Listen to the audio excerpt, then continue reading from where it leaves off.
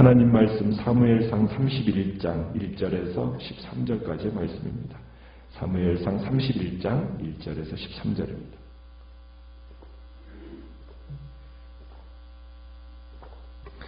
사무엘상 31장 1절입니다. 블레셋 사람들이 이스라엘을 침해 이스라엘 사람들이 블레셋 사람들 앞에서 도망하여 길보아 산에서 엎드러져 죽으니라.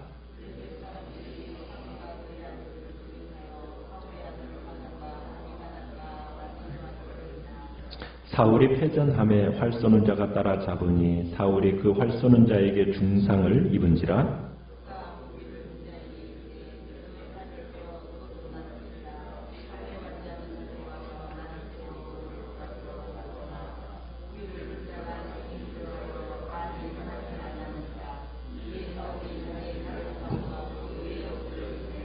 무기를 든 자가 사울이 죽음을 보고 자기도 자기 칼 위에 엎드러져 그와 함께 죽으니라.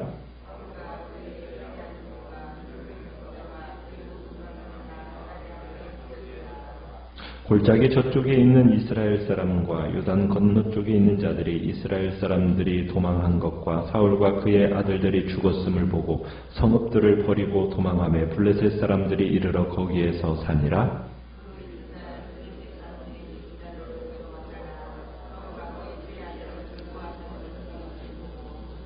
사울의 머리를 베고 그의 갑옷을 벗기고 자기들의 신당과 백성에게 알리기 위하여 그것을 블레셋 사람들의 땅 사방에 보내고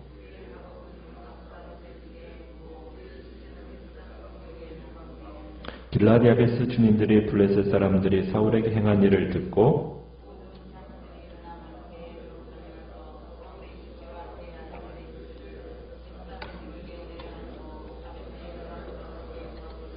같이 읽습니다. 그의 뼈를 가져다가 야베스 에셀 나무 아래에 장사하고 7일 동안 금식하였더라. 아멘. 오늘 말씀의 제목은 사울의 비참한 최후라는 제목으로 말씀을 나눕니다. 오늘로 이제 사무엘상 강의가 마쳐집니다. 31장에서는 사울 일가의 몰락을 소개하고 있습니다.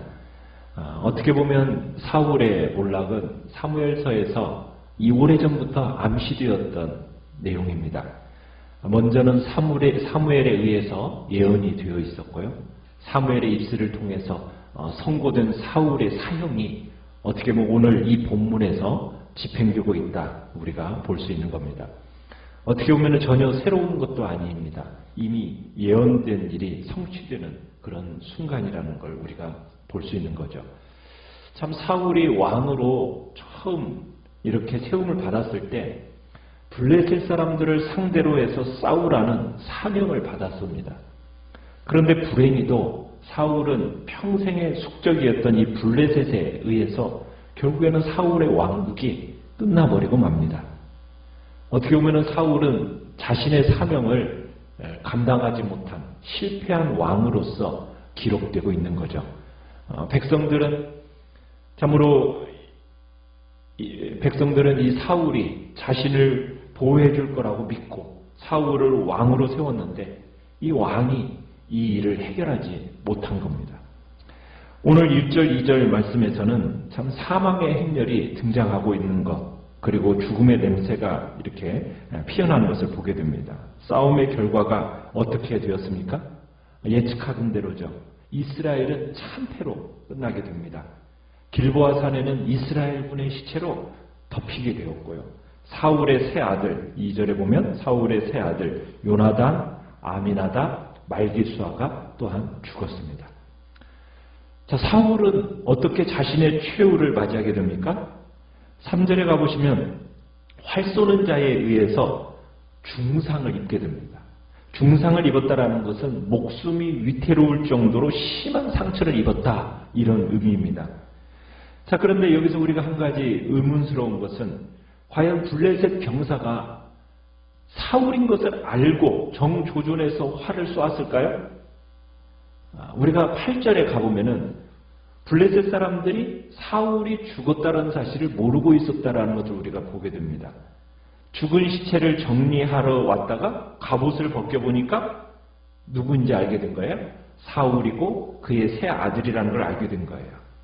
그러니까 저 사람이 사울이다 라고 정조준해가지고 죽인 게 아니라는 겁니다. 우리가 여기서 생각해 볼 수 있는 것은 무엇입니까? 예고대로라면 하나님의 섭리 속에서 결국에는 사울이 이 전투에서 죽게 됩니다. 그래서 죽은 거예요. 자, 문제는 블레셋 병사들이 사울이라고 겨냥해서 쏜 게 아니라는 거예요. 그냥 쏘았어요. 그냥 쏘았는데 사울에게 명중한 겁니다. 그러니까 여기에서 우리는 하나님의 엄위하심, 그분의 거룩하심에 대해서 생각할 수 있게 되는 거예요. 아무리 인간이 도망치고 음부에 자기의 자리를 펼치라도 하나님이 추적하시면 결국엔 잡히는 거예요.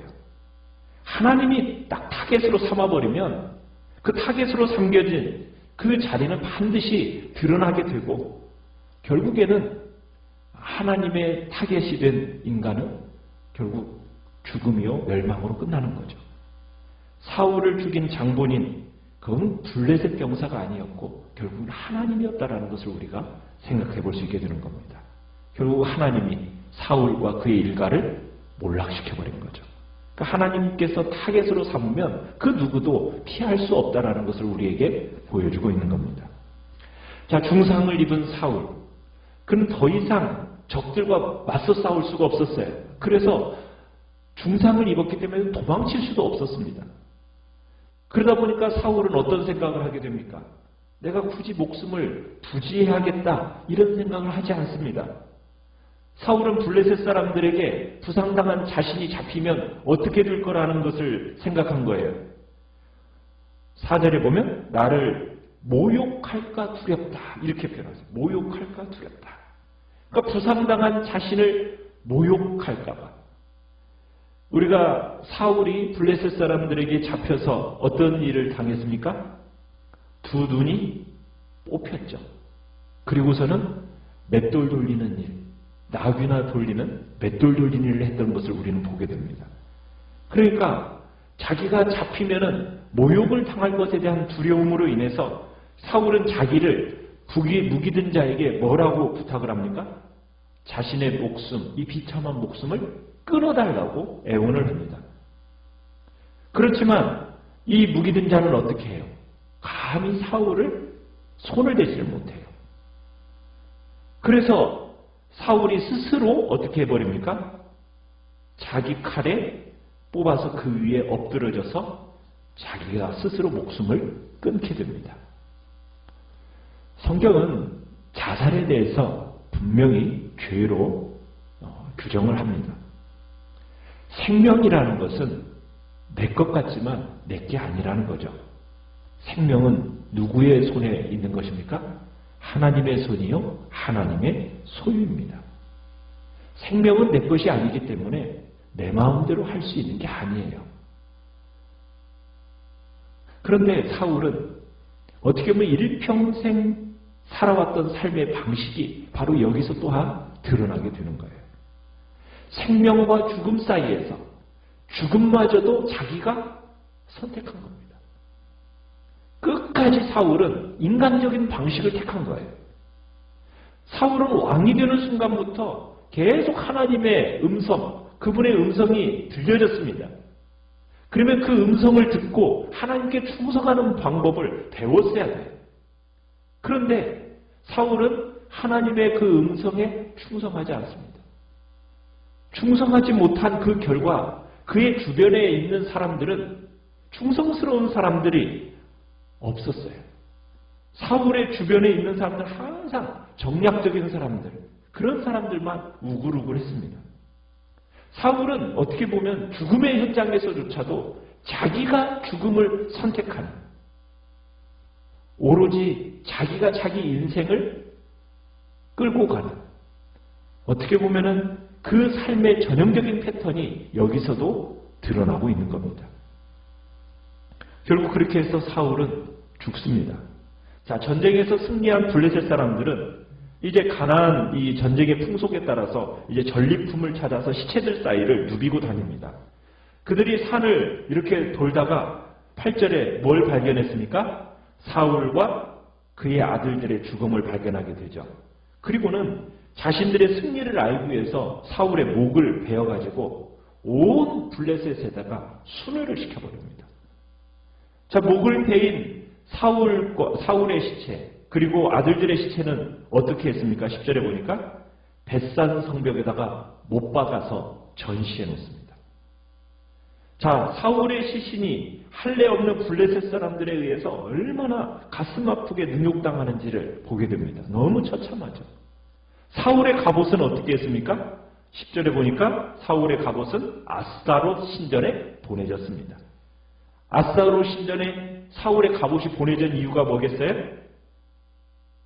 우리의 신이 이스라엘의 신 여호와를 상대로 해서 이겼다, 승리했다, 이것을 알리기 위해서입니다. 자, 그러면 여호와 하나님이 이날 패하신 걸까요? 하나님이 패하신 게 아니죠. 누가 패한 겁니까? 이스라엘만 패했을 뿐입니다. 전에도 이런 적이 있었어요. 그죠? 사무엘상 초반에 그런 일이 있었어요. 블레셋 사람들이 자신들이 이스라엘 상대로 해서 승리했다, 그러면서 자신들의 신이 여호와를 이겼다, 그러고서는 법궤를 다곤 신전에 놓았었어요. 그 결과는 어떻게 되었습니까? 블레셋 사람들의 기대와는 달리 결국에는 엄청난 재앙이 블레셋 가운데 임하는 것을 보게 되죠. 결국 여호와의 절대적인 승리로 끝났다는 것을 우리가 보게 되는 겁니다. 그러니까 여기에서 블레셋은 자신들이 자신의 신이 여호와를 상대로 승리했다라고 생각했지만 그건 아닌 거죠. 자, 사울과 아들들의 소식이 이제 길앗 야베스 사람들에게 들려집니다. 그리고 블레셋 사람들에게 블레셋이 이 사울에게 행한 일을 듣고서는 이 길앗 야베스 사람들이 어떻게 행합니까? 12절에 가보니까 그들이 목숨 걸고 가서 사울의 시체를 회수해 옵니다.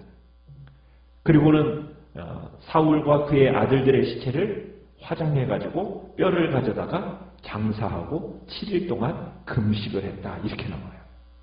벳산에서 길앗 야베스까지는 25km 정도 되는 거리입니다. 그 가는 길도 험난합니다.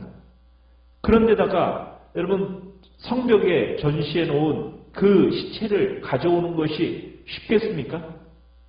자기 목숨 걸고 해야 되는 일이에요. 블레셋 사람들이 잠든 사이에 시체를 가져와야 되는 너무나도 매우 위험한 일입니다. 그런데 길앗 야베스 사람들이 왜 이런 위험을 감수하면서까지 사울의 시신을 가져다가 이렇게 극진하게 장사를 했을까요? 이유가 무엇입니까? 그건 길앗 야베스 사람들이 사울이 처음 왕이 되었을 때 암몬 사람 나하스라는 왕에 의해서 공격을 길앗 야베스가 당했고, 그 가운데서 구원함을 얻는 처음 백성이 바로 길앗 야베스 사람들이었거든요. 그래서 길앗 야베스 사람들은 이 사무엘상 11장에서 나오는 그 사울의 은공을 입었던 주민들이었기 때문에 그들의 은혜, 이 사울의 은혜를 잊지 않고 지금 마지막을 이렇게 장사 지내줬던 거죠. 참, 사울은 한때 이스라엘의 왕으로서 모든 사람의 기대와 존경을 받았던 인물입니다. 그런데 최후가 너무 비참해요. 여러분, 사울이 이렇게 된 이유가 무엇입니까? 우리는 사울이 하나님 앞에서 왕으로 실격 판정을 받았던 첫 번째 사건을 기억합니다. 그건 바로 아말렉 사람의 심판의 때, 그때 하나님께서 그에게 사무엘을 통해서 선고를 하셔요. 뭐라고요? 사무엘이 그때 이렇게 하죠. 여호와께서 번제와 다른 제사를 그의 목소리를 청중하는 것을 좋아하심같이 좋아하시겠나이까. 순종이 제사보다 낫고 듣는 것이 순양의 기름보다 나으니 이는 거역하는 것이 점치는 쥐와 같고 완고한 것은 사신 우상에게 절하는 쥐와 같으니라. 왕이 여호와의 말씀을 버렸으므로 여호와께서도 왕을 버려 왕이 되지 못하게 하셨나이다. 참, 아말렉 사람들을 진멸하라는 이 하나님의 명령을 얽히고 전리품을 취한 사울에게 하나님은 폐위를 선언하셨고 그 선언대로 되어진 겁니다. 사울이라는 이름의 의미가 뭔지 아십니까? 듣다라는 뜻이에요. 듣다. 참 그러면 하나님의 말씀을 잘 들었어야 되는데 하나님의 말씀을 듣지 않은 결과가 이런 일을 초래하게 된 거죠. 참 사울이 잃어버린 아버지의 나귀를 찾아 나섰다가 왕이 되었던 그 사울이 이렇게 일생에 막을 내리게 됩니다. 왕에 올랐을 때만 하더라도 엄청난 환호성과 함께 정말 놀라운 백성들의 정말 칭찬과 격려 속에서 그 왕으로서 등극을 했는데 참 그의 마지막은 쓸쓸하게 그 자리에서 내려와야 했다는 것. 참 사울의 이러한 교훈을 통해서 우리가 느끼는 점은 참 시작보다 끝맺음이 더 중요하다는 것을 우리는 보게 돼요. 처음 된 자가 나중 된다.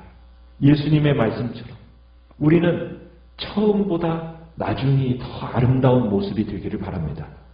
참 사울의 왕국은 이렇게 몰락하고 이제 새로운 왕조가 탄생하게 되죠. 그 이어질 왕조는 누구입니까? 사무엘 하에서 이제 등장하는 다윗 왕국이 등장하게 되는데 여러분 이 다윗 왕국과 이제 사울의 왕국의 차이점을 분명하게 우리가 보게 됩니다. 다윗은 여호와 하나님만을 의지하는 자로서 결국 하나님의 손길에 의해서 왕으로서 등극하게 됩니다. 사무엘상 처음 한나가 노래했던 그 노래가 이 자리에서 보이는 거예요. 결국 살리신 이도 여호와시요 죽이신 이도 하나님이시라는 것.